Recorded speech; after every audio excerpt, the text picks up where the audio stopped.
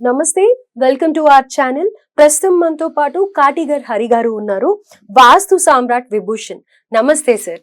Sir, ఇంటికి ద్వారం అనేది ముఖ్యం కదా, సో ఆ ద్వారాల్లో కౌంట్ అనేది క్యాలిక్యులేట్ చేస్తూ ఉంటారు. కొంతమంది చెప్తారు 3 ఉండకూడదు, కొంతమంది చెప్తారు ఉండొచ్చు అని అంటారు.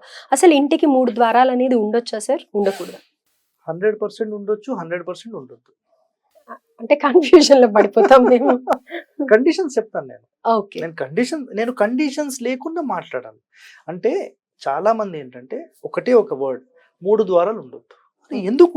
అది ఎందుకు అసలు? నేను ఇప్పుడు అవన్నీ కాదండి. నేను ఇప్పుడు మీకు సింపుల్ ఒక ప్రశ్న ఇస్తాను. మీరు ఇప్పుడు అక్కడ నేను ఇప్పుడు వచ్చినప్పుడు బ్రేక్ఫాస్ట్ చేస్తూ నాకు కనిపించారు, రైట్, కూర్చున్నారు, కరెక్ట్ 10 minutes అవుతుంది. నేను మిమ్మల్ని ఒక ప్రశ్న వేస్తాను, బ్రేక్ఫాస్ట్ చేస్తారా అండి? మీ సమాధానం ఇప్పుడు చెప్పండి నాకు. ఇప్పుడే కదా చేశాను. అది నాకు చెప్పగలను, చేస్తారా చేయరా? చేయను అని చెప్పేసి. రైట్, క్లియర్ కదా. ఒక 2-3 hours తర్వాత భోజనం చేస్తారా అని అడిగి, పోనీ అప్పుడు మళ్ళీ బ్రేక్ఫాస్ట్ అడుగుతాను, బ్రేక్ఫాస్ట్ చేస్తారా అండి? చేయను అని చెప్తాను, ఎందుకంటే లంచ్ టైం. లంచ్ టైంలోనే అనుకుందాం, ఇంకే మీకు తిందాం అనిపించింది బ్రేక్ఫాస్టే, సరే టిఫిన్ చేస్తారా అండి? చేస్తా.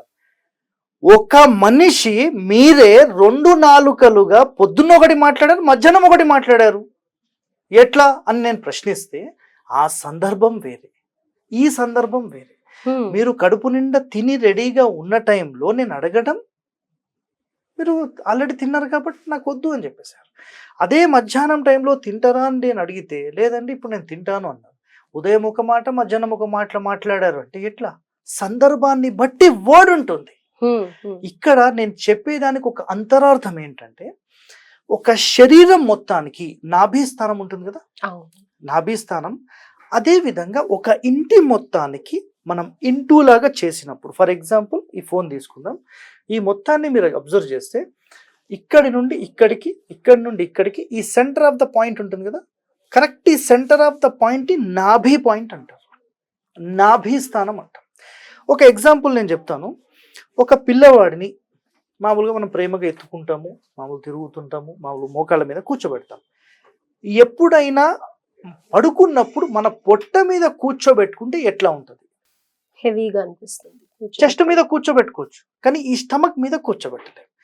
అలాగే ఒక ఇంటి నిర్మాణానికి సంబంధించిన నాభి స్థానం మీద ఎట్టి పరిస్థితుల్లో బరువులు పెట్టొద్దు. ఓకే. సో ఇప్పుడు ఇంకా డెప్త్లోకి వెళ్తే, ఒక మనిషికి ఎన్ని నర్వ్ సిస్టమ్స్ అంటే నాడులు అంటాం కదా, ఎన్ని నాడులు ఉంటాయి జనరల్గా ఒక శరీరానికి? ఐడియా ఉందా మీకు? నాకు తెలుసు. 72,000 నాడులు ఈ శరీరానికి పనిచేస్తాయి. 72,000 నాడులు. ఒక శరీరం అంటే ఒక బిడ్డ జన్మించినప్పుడు ఆ శరీరానికి తల్లి గర్భం నుంచి నాభి స్థానం నుంచే టోటల్ ఫుడ్ కానీ ఎనర్జీస్ కానీ ఆ బిడ్డకు చేరుతాయి. అలాంటి నాభి స్థానాన్ని కట్ చేసిన తర్వాత ఇది ఇక్కడికి క్లోజ్ అయిపోతుంది. సో శరీరంలో ఉండే ప్రతి నర్వ్ సిస్టమ్ కనెక్టెడ్ టు నాభి స్థానం, ఈ సెంటర్ ఆఫ్ ద పాయింట్ కి మాత్రమే కనెక్ట్ అయి ఉంటుంది. ఇప్పుడు నేను ఒక మాట చెప్తాను, నేను ఒక ఆయుర్వేదిక్ డాక్టర్ని.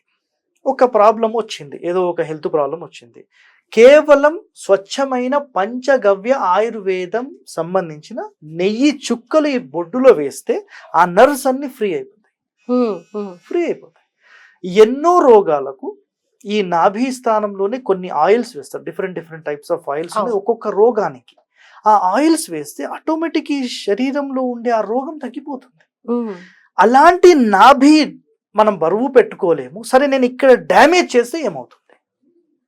సిస్టమ్ హోల్ బాడీ అంతా ఇప్పుడు ఈ చెయ్యికి డ్యామేజ్ చేయండి ఏమీ కాదు, ఈ చెయ్యికి డ్యామేజ్ చేయండి ఏం కాదు, అంత ఏం ప్రాబ్లం లేదు. ఇది హోల్ సిస్టమ్ ని డ్యామేజ్ చేస్తుంది, రైటా? రైట్. ఇప్పుడు నేను మీకు మాట చెప్తాను.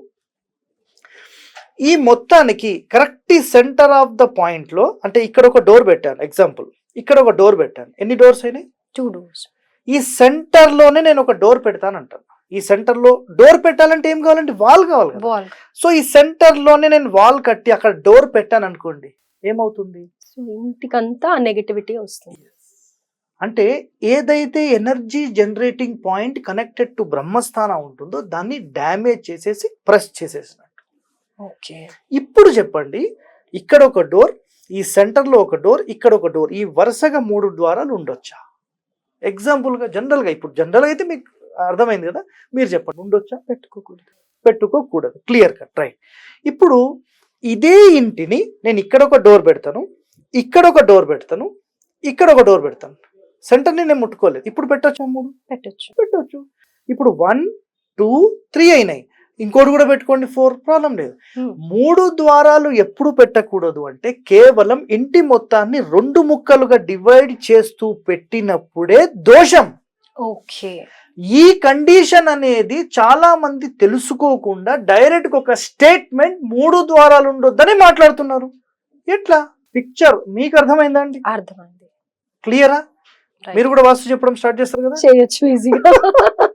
సో నేను చెప్పే కండిషన్స్ అనేవి చాలా ఇంపార్టెంట్ అండి. ఎందుకంటే నేను అధ్యయనం చేసింది మొత్తం ఎందుకు అనే కండిషన్ నేను అధ్యయనం చేస్తున్నాను. వాళ్ళు ఏంటంటే స్టేట్మెంట్ ఇస్తున్నారు, ఎందుకు చెప్పండి సార్ అంటే, అరే ఎందుక, నీకు ఎందుకయ్యా, నువ్వు గచ్చుకు చెప్పింది చేసుకోపో. ఇట్లయితే ఎట్లా? మనిషి తెలుసుకోకపోతే ఇంకెప్పుడు తెలుసుకుంటాడు? ఇప్పుడు మన పెద్దవాళ్ళు ఒక స్టేట్మెంట్ ఇచ్చారు, చిన్నవాళ్ళు స్టేట్మెంట్ ఇచ్చారు, ఇంకా అధ్యయనం ఎక్కడుంది? అధ్యయనం అనేది లేదు. ఎందుకు అనేది మనకు తెలిస్తే ఎస్ ఇప్పుడు క్లియర్ అయిపోయింది. సెంటర్లో పెట్టొద్దు, సో దాన్ని అంతరార్థం ఏంటి, పైన పెట్టుకోండి, కింద పెట్టుకోండి, నో ఇష్యూ, అయిపోయింది. సెంటర్ లో కాకుండా కొంచెం ముందరికి కానీ వెనక్కి కానీ ఎక్కడైనా పెట్టుకోవచ్చు. 3 కాదు 4 అయినా ఉండొచ్చు, నో ప్రాబ్లం. ఇదండి దానికి సంబంధించిన క్లారిటీ. క్లియర్ పిక్చర్ చెప్పారు సార్. రేపు పొద్దున్న నేను ఇల్లు కట్టుకున్నా నేనే వాస్తు మొత్తం చూసుకుంటాను. నేను ఇంకా మీకు త్వరలో ఏం కూడా మీరు చాలా క్లియర్ గా చెప్పారు, ఎలాంటి కన్ఫ్యూజన్స్ లేకుండా. So thank you so much. And మీరు బోర్డు మీద చెప్తే ఇంకా బాగా మాకు అర్థమవుతుంది. Thank you sir. Thank you.